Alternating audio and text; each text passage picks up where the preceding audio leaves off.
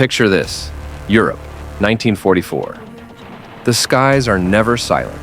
Every day, the air trembles with the heavy roar of piston engines, the steady heartbeat of propeller-driven bombers and fighters. Allied pilots knew those sounds by heart. Mustangs, Spitfires, Thunderbolts. Familiar, predictable. But then, something else appeared. It wasn't the deep rumble of a bomber. It wasn't the buzzing whine of a fighter. It was sharper, stranger, like a scream tearing the sky apart. A sound no pilot had ever heard before. And with that scream came speed. Not just fast, unbelievably fast. Too fast to chase. Too fast to fight. Allied airmen looked up and saw only a blur of metal flashing past, gone before they could even react. They called it a ghost, a phantom predator from the future. And in truth, that's exactly what it was. Because what they were facing was not just another plane. It was the first jet fighter to ever see combat. A machine that rewrote the rules of the air war in a single, terrifying moment. This was the Messerschmitt Me-262, the jet that changed everything. The jet that changed the war, Me-262, the background. The Me-262 didn't just appear out of nowhere. Its story began years earlier, in the laboratories and secret workshops of Nazi Germany. Even before the war started, German engineers were obsessed with one idea: breaking free from the limits of the propeller. Propeller aircraft had reached their ceiling. They could only go so fast, only climb so high. Every new fighter was an improvement, yes, but never a revolution. The Luftwaffe wanted something different, something that could leap a generation ahead of the Allies.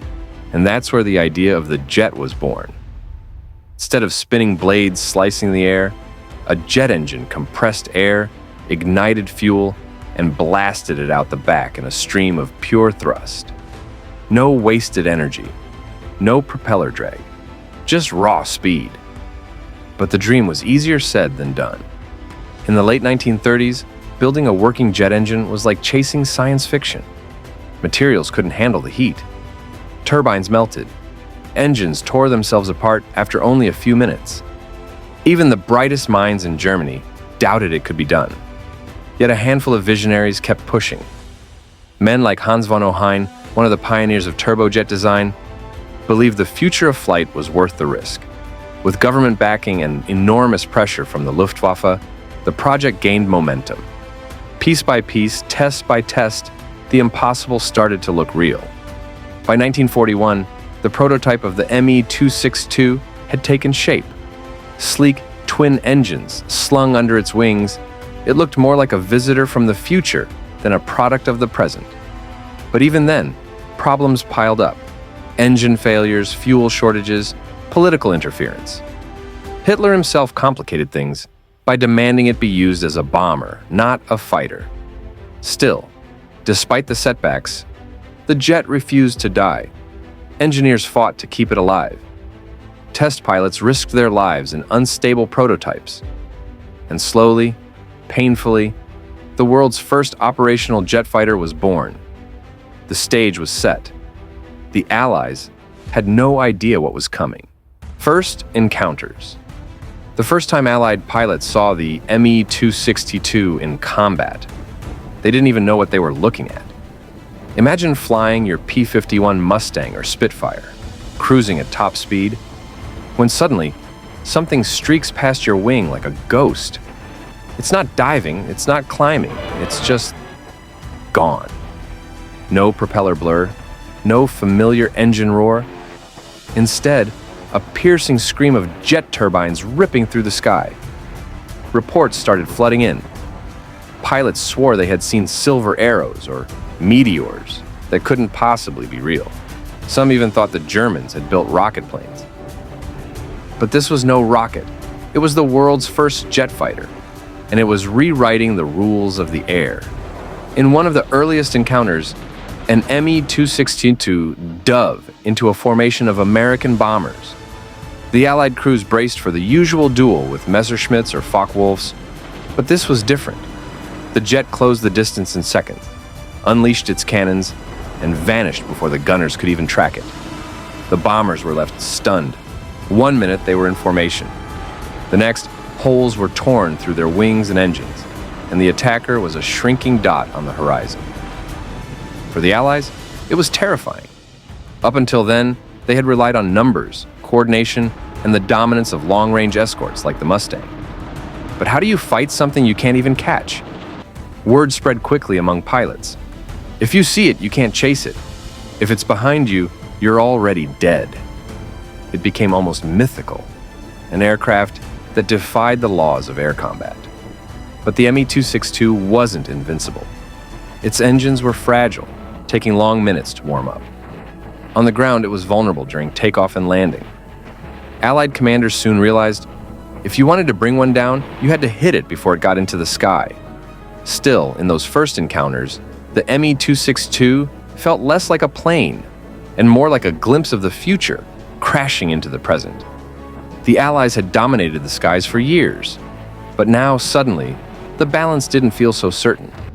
The shockwave. News of the Me-262 spread like wildfire through Allied intelligence. Pilots came back shaken, trying to describe what they had seen.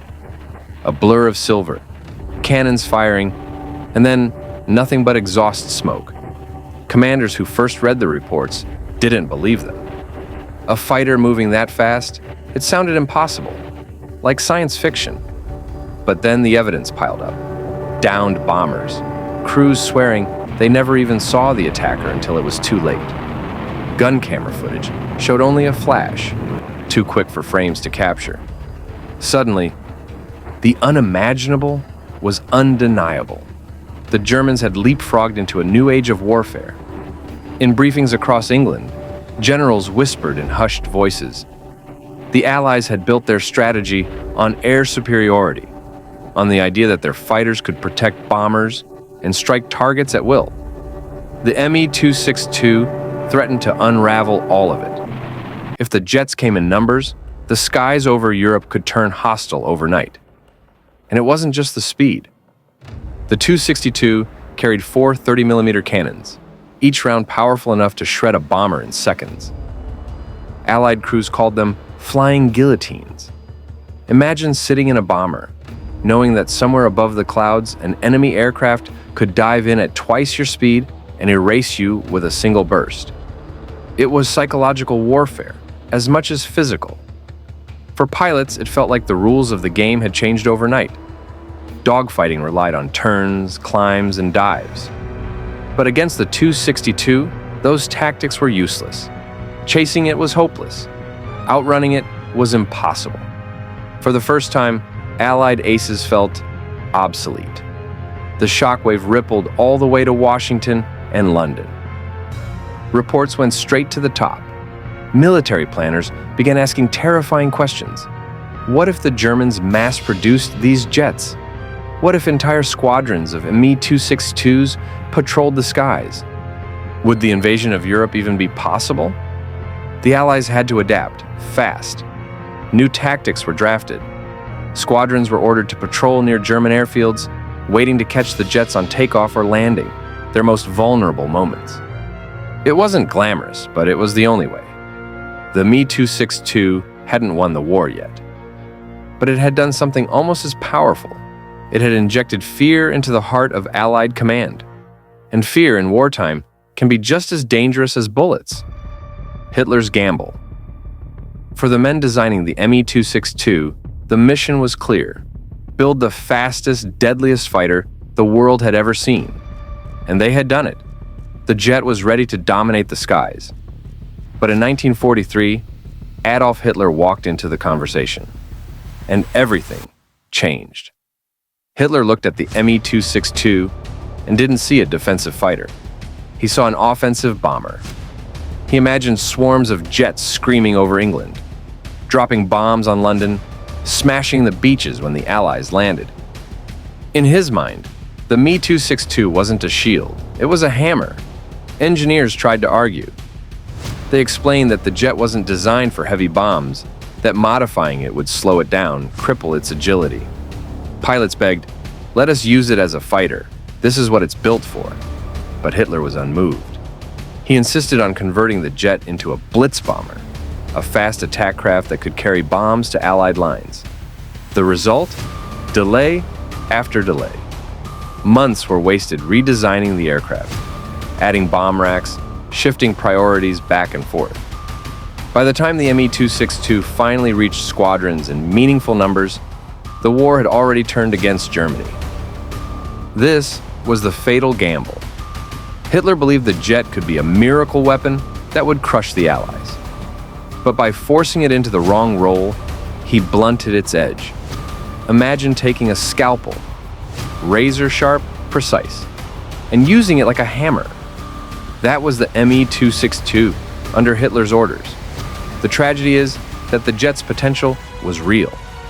Allied commanders admitted after the war that if Germany had deployed the 262 properly in large numbers, it could have delayed the bombing campaign, perhaps even threatened the invasion of Normandy. The skies could have become a battlefield no bomber was safe to cross. Instead, the world's first operational jet fighter became a victim of politics and ego, a revolutionary machine, shackled by the short-sighted vision of a dictator who believed he could bend technology to his will. And while Hitler gambled with his wonder weapon, time kept ticking. The Allies were advancing, and every day lost was another nail in Germany's coffin, in the skies of Europe. When the Me-262 finally reached the front lines in 1944, the skies over Europe changed almost overnight. Picture this. Allied bomber crews, used to spotting sluggish Messerschmitt 109s and Focke-Wulfs climbing to meet them, suddenly saw something different. A silver shape, longer, sleeker, and fast. Too fast. Within seconds, it wasn't approaching. It was already there. The first time a formation of B-17 crews met the Me-262, reports came back filled with disbelief. "It came at us like a comet," one gunner recalled. Another swore the jet was moving faster than the bullets they fired at it. And for the first time in years, the mighty American bomber formations felt truly vulnerable. Luftwaffe pilots, many battle-hardened veterans, described flying the jet as stepping into the future. One ace said, "You felt like you were the hunter again, not the hunted." In a world where Allied numbers overwhelmed German fighters, the Me-262 gave them something priceless: hope. But hope came with limits. The jet was terrifyingly fast, yes, but it was also fragile. The engines were temperamental, prone to flaming out if throttled too hard. Takeoff and landing were especially dangerous. Allied fighters quickly learned to circle German airfields, pouncing on Me-262s when they were slow and vulnerable. Still, when everything worked, the effect was devastating. A single jet could slice through a bomber formation, unleash its 30-millimeter cannons, and be gone before escort fighters could react. Imagine being a Mustang pilot, proud, confident, only to watch this machine rocket past you untouchable. For a few months, it felt as if the Germans had stolen the future, and the Allies knew it. Urgent memos flew through command channels. These jets must not be ignored. They represent a grave new threat. Allied intelligence officers warned that if Germany managed to produce them in large numbers, the air war could swing dangerously. But here's the paradox. The Me-262 had arrived too late and in too few numbers. Each sortie was spectacular, but not enough to stem the tide. The skies of Europe had become the final stage for this extraordinary machine. Brilliant, terrifying, but ultimately a glimpse of what might have been. The Allied response. The Me-262 may have been fast, almost untouchable in the air, but the Allies weren't about to simply accept defeat. When the first encounters left bomber crews shaken, commanders immediately demanded answers. How do you fight something faster than anything you've ever seen? The solution didn't come from chasing the jet in the open skies. It came from patience and strategy. Allied pilots quickly realized the Me-262 was lethal once it was airborne, but getting it there, that was the weak spot. Reports began circulating. German jets needed long, vulnerable takeoffs, and even longer landings. Engines were unreliable, prone to stalling if pushed too hard. That was the crack in the armor. Soon, American and British fighters were given new orders. Don't hunt the Me-262 in the sky. wait for it near its nest. Mustangs, Thunderbolts, and Tempests began circling German airfields. Every time a jet lined up for landing, Allied fighters dove in. Some Luftwaffe pilots never made it back to their hangars. Others, despite flying the most advanced machine in the world, felt powerless as Allied guns tore into them at their slowest moments. Bomber crews adapted too. Instead of scattering in panic, formations tightened. Gunners were trained to look for the jet's attack runs, timing their fire not to chase the blur, but to anticipate where it would strike. And slowly the terror lessened. Yes, the Me-262 was still frightening, but fear began to turn into calculation. There was also sabotage from within. German factories producing the jet were relentlessly bombed.